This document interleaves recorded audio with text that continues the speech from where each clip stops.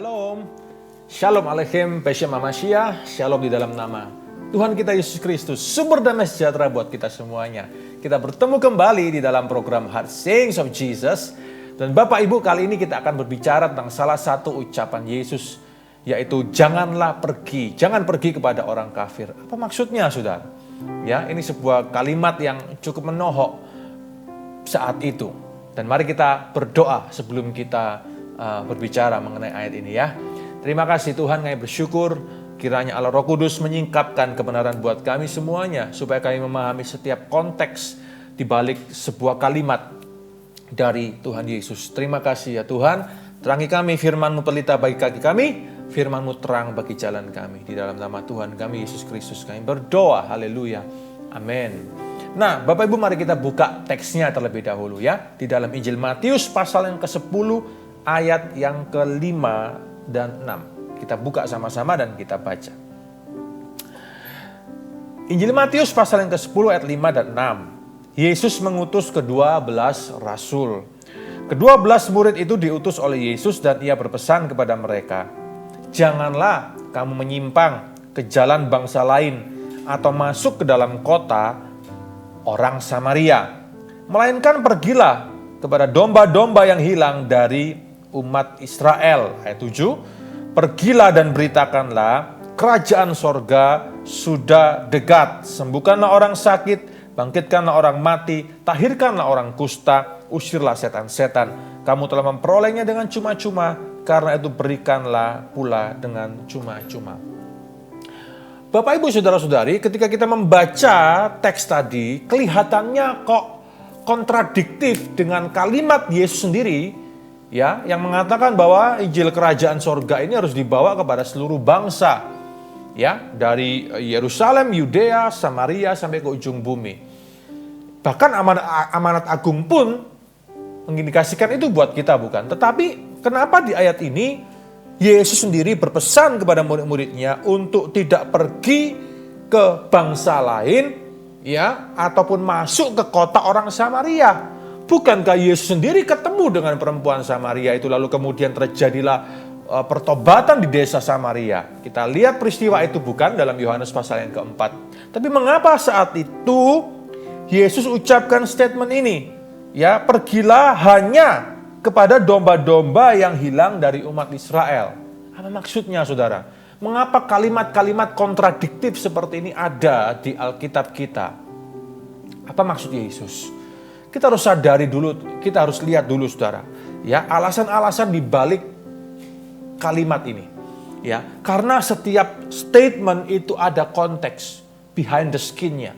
Ya, di balik layarnya itu loh. Situasinya sudah berbeda. Situasi antara satu teks dengan teks yang lain bisa berbeda dan memang seringkali berbeda. Ya. Nah, Bapak Ibu, di dalam kondisi ini, di dalam teks Matius 10 yang barusan kita baca tadi, saudara, ternyata kita bisa pelajari hal-hal yang sangat indah di sini. Yang pertama, mengapa Yesus meminta mereka hanya datang terlebih dahulu kepada bangsa Israel saja, domba-domba yang terhilang di antara umat Israel. Kita bisa tahu di sini bahwa, saudara, Israel adalah umat pilihan Allah. Rencana keselamatan Allah itu ada atas mereka. Mereka adalah bangsa pilihan. Rencana keselamatan Allah diberikan dulu kepada satu bangsa, yaitu bangsa pilihan, Israel, saudara. Sekalipun pada akhirnya mereka menolaknya. Dan kemudian tidak semua mereka menolak, mayoritas mereka menolak. Dan kemudian rencana keselamatan itu berlanjut kepada bangsa-bangsa yang lain. Sehingga nanti membuat Israel cemburu bahwa mereka semuanya, bangsa-bangsa yang lain ini telah memiliki Yesus Kristus Mesias yang mereka cari-cari selama ini, yang mereka tolak bahkan. Dan pada akhirnya, ya, all Israel will be saved, kata Alkitab. Kitab Roma mengatakan hal itu, saudara. Dalam Roma pasal 9 sampai pasal yang ke-11, ya, kitab Roma pasal yang ke-9 sampai yang ke-11, kita bisa melihat di sana rencana keselamatan Allah bagi bangsa Israel, bagi orang-orang Yahudi. Kita melihat di sana bagaimana Allah setia dengan janjinya.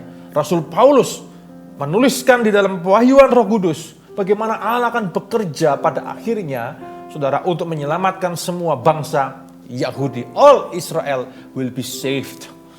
Dan saudara, di sana juga dikatakan bahwa kita orang-orang yang non-Yahudi, non-Israel, kita tuh grafted in, kita tuh dicangkokkan di cabang itu.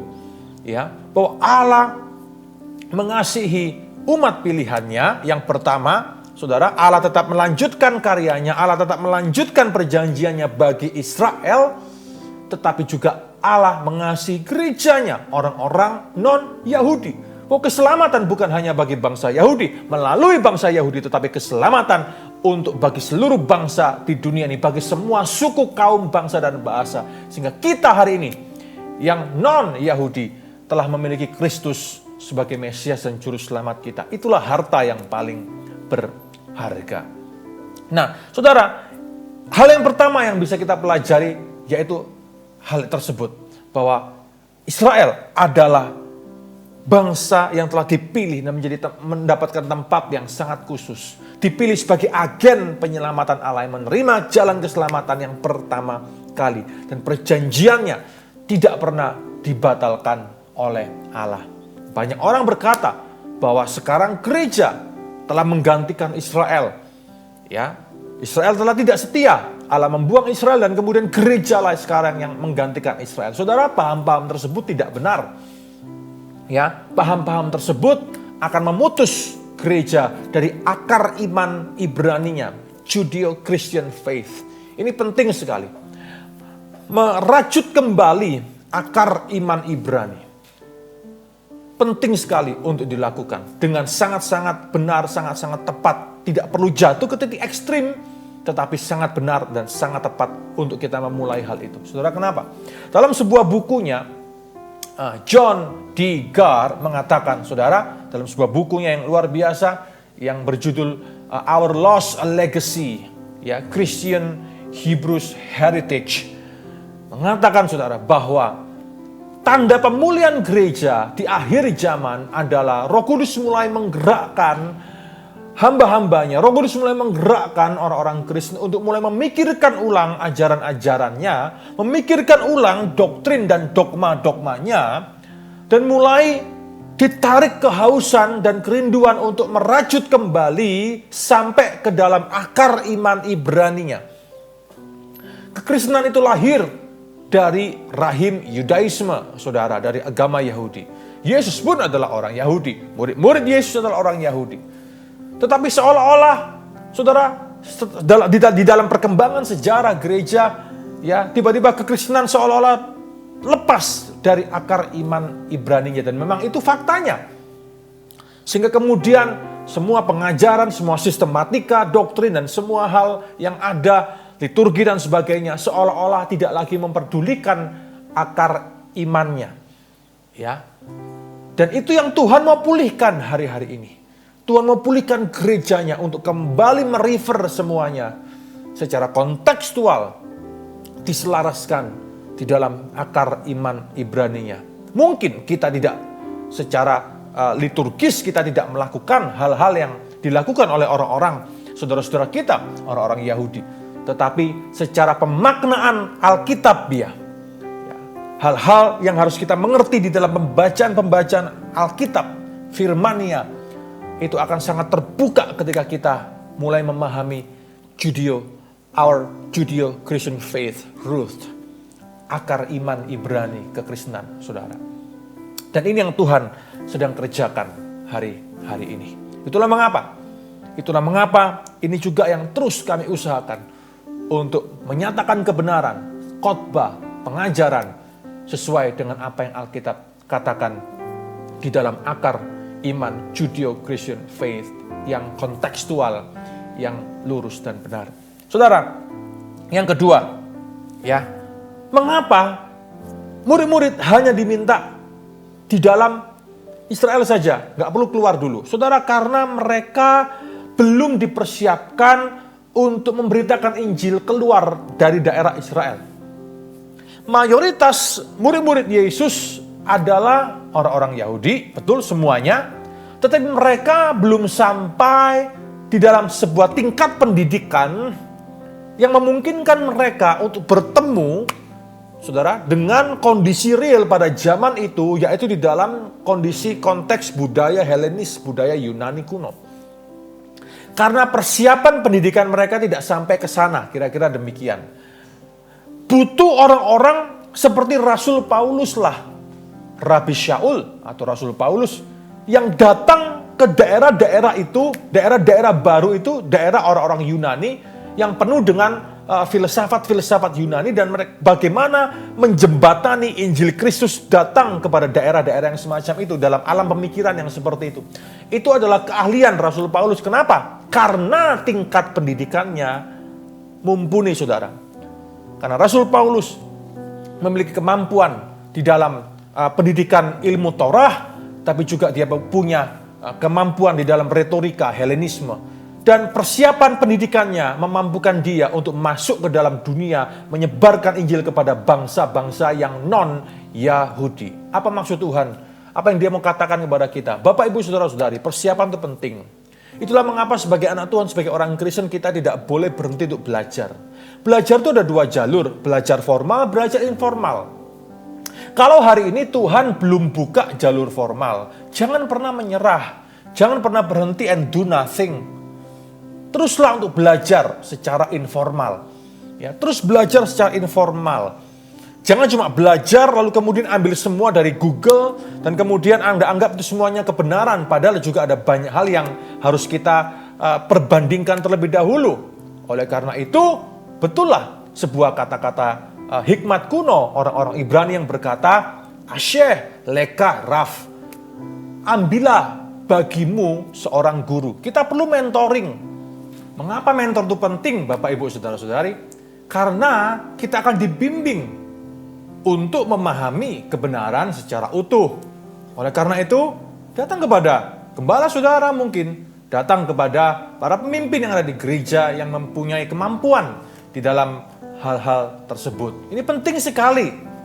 Mengapa, saudara? Karena gembalalah, ya, para pemimpinlah yang menjagai kita dari setiap ajaran-ajaran yang tidak benar yang banyak berkeliaran di luar sana. Jadi saudara, persiapan itu penting sekali. Persiapan informal, tapi juga persiapan formal. Kalau memang Tuhan buka jalan, ada jalur formal yang bisa ditempuh. Mengapa tidak? Mengapa kita tidak gunakan kesempatan itu untuk mengupgrade diri kita, kualitas kita, semakin lebih lagi dan lebih lagi dari waktu ke waktu. Saya masih ingat beberapa tahun yang lalu ketika Singapura di dalam sebuah perjalanan bangsanya mengalami sebuah masa resesi, saudara. Hari itu, dalam masa resesi itu, Lee Kuan Yew waktu itu memberikan sebuah banyak sekali beasiswa bagi masyarakatnya, bagi warga Singapura. Dan hari itu orang-orang di Singapura memanfaatkan kemudahan-kemudahan dari pemerintah itu, sehingga kemudian di dalam masa-masa resesi selama hampir kurang lebih 10 tahun itu, ya, warga Singapura menggunakan kesempatan untuk mengupgrade pendidikan mereka. Ketika mereka tidak bisa ekspansi, mereka memperkaya diri ke dalam dulu. Tidak lagi keluar dulu, tidak ekspansif dulu, tapi memperkaya ekspansif ke dalam dulu. Mereka belajar dan mereka mengambil gelar setinggi mungkin yang mereka bisa, saudara. Dan kemudian setelah masa resesi berakhir, Singapura telah memiliki keunggulan dalam sumber daya manusia. Dan itulah mengapa setelah itu mereka thriving menuju ke sebuah bangsa yang maju. Itulah strategi yang digunakan. Dan itulah seharusnya kita memahami akan cara kerja Allah itu. Kalau kita ingin dipakai Allah lebih lagi, dalam dimensi yang lebih lagi, dalam sebuah impact atau skala impact yang lebih luas lagi, kepada seluruh banyak kalangan yang lebih luas lagi, maka kita mau tidak mau harus mempersiapkan diri kita. Bapak, Ibu, Saudara-saudari, mempersiapkan kualitas diri kita. Mari upgrade diri kita. Mari upgrade dirimu, saudara. Jalur informal, jalur formal, dua-duanya mari kita gunakan. Hari ini zaman digital. Kita bisa temukan banyak source, banyak resources yang baik, yang sangat membangun, saudara. And it's free mungkin, ya, bahkan free di banyak source yang ada di internet. Mari kita gunakan kesempatan ini. kesempatan yang sangat indah ini saudara, bahwa setiap orang punya kesempatan untuk maju. Setiap orang bisa maju, asalkan dia mau, tidak malas, dan mau terus berusaha di dalam kasih karunia Tuhan. Ya, persiapkan diri saudara. Supaya apa? Supaya Injil Kristus bisa terus didengungkan, bisa terus dikabarkan ke semua khalayak yang lebih luas lagi dari waktu ke waktu. Dan alasan ketiga, mengapa Tuhan mau untuk mereka ada di dalam kalangan domba-domba Israel terlebih dahulu adalah ini sebetulnya saudara. Alasannya adalah simpel sekali. Bahwa Yesus Kristus adalah seorang jenderal. Bagaikan jenderal, dia tahu strategi mana yang harus dia ambil. Dia tidak mau tembak semua tempat terlebih dahulu. Dia mau perkuat dulu di satu sasaran, satu titik tertentu saudara. Satu titik sasaran dulu. Dia mau perkuat di sana. Dia mau selesaikan di sana terlebih dahulu. Kadangkala kita tidak perlu terlalu cepat berekspansi. Terlalu cepat berekspansi tanpa persiapan yang matang. Hasilnya pasti dedel-duel, hancur-hancuran di sana sini saudara. Ya, semuanya harus dipersiapkan secara matang. Semua aspek harus dipersiapkan secara matang. Yesus tahu kondisi murid-muridnya. Yesus tahu resources apa yang dia miliki. Dan dia fokuskan kepada satu titik sasaran. Yaitu domba-domba yang terhilang di antara umat Israel. Dia terus kerjakan, dan dia terus kerjakan. Pada akhirnya, apa yang Yesus kerjakan mulai mengalami yang namanya gaya sentrifugal. Dari dalam mulai keluar pengaruh itu. Mulai menyebar ke sana dan kemari. Itulah mengapa Alkitab katakan bukan? Mulai dari Yerusalem, Yudea, Samaria, sampai ke ujung bumi. Itulah gaya sentrifugal. Yerusalem terlebih dahulu, domba-domba yang terhilang dari kalangan umat Israel. Dan kemudian barulah menyebar ke sana kemari sampai kepada seluruh dunia. Bapak, Ibu, Saudara-saudari, mungkin kalau Anda merasakan atau Anda tahu 100% pasti bahwa Anda dapat visi dari Tuhan, apapun itu. Tahukah saudara bahwa mungkin kegenapan dari visi itu belum tentu kita yang menggenapi loh. Mungkin visi itu yang datang dari Tuhan itu baru mungkin bisa digenapi di angkatan anak kita atau cucu kita. Atau mungkin angkatan keempat atau kelima. Saudara, yang terpenting adalah kita tidak malas, kita terus mengusahakan itu.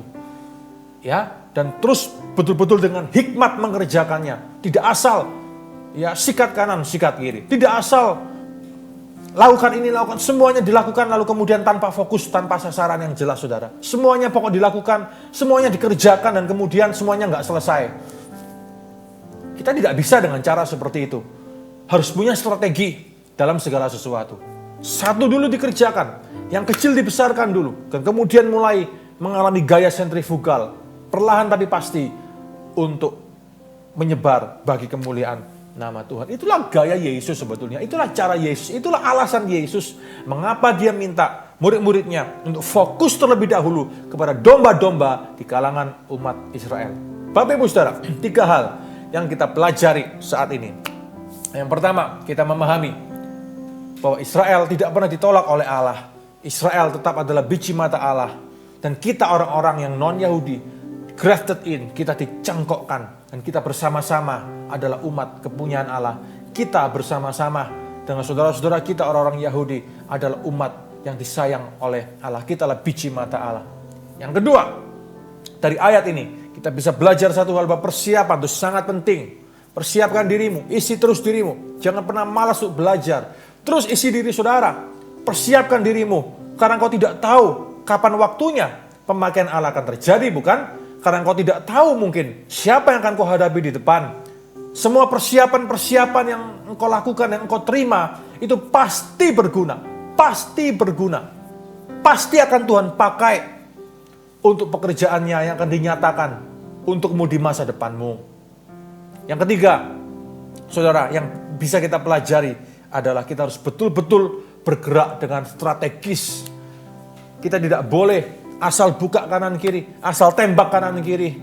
Tapi kita harus betul-betul melihat semua resources yang ada dan bergerak dari satu titik sasaran menuju gaya sentrifugal. Mulai Yerusalem, Yudea, Samaria sampai ke ujung bumi.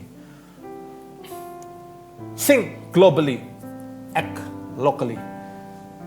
Oleh karena itu, mari bersama-sama kita menjadi seperti Yesus yang kita kasihi. Amin. Bapak Ibu Saudara, Anda belajar sesuatu hari ini. Jadi kata-kata Yesus ini tidak berarti saling berkontradiktif dengan semua yang telah Dia katakan, ya, bahwa Injil harus diberitakan kepada segala bangsa. Betul, Saudara. Injil harus diberitakan kepada seluruh bangsa. Think globally, but you have to act locally. Dalam hal apapun juga. Dalam mengembangkan bisnis kita juga seperti itu. Ya, jangan kemudian langsung act globally. Think globally, but act locally. Besarkan apa yang ada padamu hari ini. Mungkin itu kecil, hanya satu.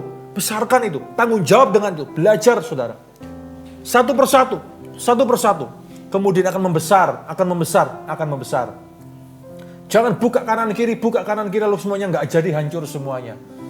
Jangan terbakar oleh nafsu. Ada tawaran-tawaran menarik, terlalu ekspansif, tapi kekuatanmu tidak ada. Ya, terlalu ekspansif, padahal resourcesmu kurang. Kemudian ketika hancur-hancuran, semua akan jadi korban. Bukan hanya perusahaanmu jadi korban, bukan hanya bisnismu jadi korban. Orang-orang yang bekerja padamu pun akan jadi korban. Ingatkan dirimu akan hal itu. Ingat itu, Saudara. Kenapa? Karena bagaimana sebetulnya engkau memperlakukan orang-orang yang bekerja denganmu, bekerja padamu. Itulah sebabnya, itulah sebetulnya nilai mereka di hadapanmu. Nilai mereka sebagai manusia, bukan sebagai barang. Think globally, but act locally. Dalam segala spektrum kehidupan kita, ini bisa kita praktekkan. Dalam pelayanan, dalam bisnis, perusahaan, pekerjaan, dalam karir, apapun juga, Saudara. Prinsipnya sama. Mari kita belajar untuk bergerak seperti Yesus bergerak. Amin, Bapak, Ibu, Saudara-saudari. Mari kita jadi orang yang terus tidak malas, tapi terus upgrade terus diri kita. Ya, terus mengupgrade diri kita. Karena keilmuan itu terus berkembang dari masa ke masa, dari waktu ke waktu. Kita harus terus menjadi orang yang up to date dengan zaman ini, Saudara. Masyarakat kita sebentar lagi akan masuk dan sudah masuk ke dalam era masyarakat, ya, yang 4.0 katanya, revolusi industri 4.0, masyarakat digital yang 5.0, dan terus akan maju terus, Saudara. Semuanya berubah, sistem pendidikan kita mulai berubah, semuanya mulai berubah. Dibutuhkan sumber daya manusia yang siap pakai, bukan hanya yang jago hafalan, jago menghafal, tapi orang-orang yang punya critical thinking, orang-orang yang siap untuk bekerja, mengabdikan diri, untuk menyatakan eksistensi dirinya. Itu semuanya bagaimana bisa seperti itu kalau kita tidak terus mengupgrade diri, terus belajar, dan terus belajar, dan terus belajar. Seperti Yesus yang Dia ajarkan kepada murid-muridnya. Selalu ada alasan di balik semua perkataan Yesus. Selalu ada maksud dan tujuan di balik semua perkataan Yesus, bahkan yang paling keras dan paling sulit sekalipun. Anda belajar sesuatu saat ini. Saya berdoa kiranya kita semuanya terus menjadi seperti Yesus yang sangat pintar, yang sangat bijaksana, yang sangat luar biasa. Itulah Tuhan kita semuanya. Tuhan Yesus memberkati Saudara. Mari kita berdoa. Haleluya. Tuhan, terima kasih. Jadikan kami semakin seperti-Mu. Untuk kami terus tidak pernah malas untuk mengupgrade diri kami. Terus belajar dan tidak pernah berhenti. Jalur informal, jalur formal, apapun yang Kau buka, Tuhan, semuanya tepat pada waktu-Mu. Kami mau gunakan dengan sebaik mungkin. Terima kasih ya Tuhan. Kami juga berdoa, Tuhan, biar kami setia melakukan sesuatu yang kecil mungkin. Mulai dari satu yang kecil, Tuhan berkati, akan menjadi sesuatu yang besar, akan berimpact besar, membawa pengaruh yang besar bagi banyak orang. Sehingga kami menjadi orang-orang yang diberkati untuk menjadi berkat. Berkat yang bukan untuk kami nikmati sendiri, tapi kami menjadi berkat, kami terpecah bagi orang-orang lain, menjadi berkat bagi orang lain, menjadi berkat bagi kota kami, menjadi berkat bagi bangsa kami, menjadi berkat dan jawaban bagi masyarakat kami. Terima kasih ya Tuhan, untuk itulah Engkau panggil kami di dunia ini untuk menjadi berkat dan solusi bagi setiap masalah-masalah yang ada. Terima kasih Bapa, terima kasih. Di dalam nama Tuhan kami Yesus Kristus kami mengucap syukur berdoa. Haleluya. Amin. Tuhan Yesus memberkati kita semuanya. God bless you.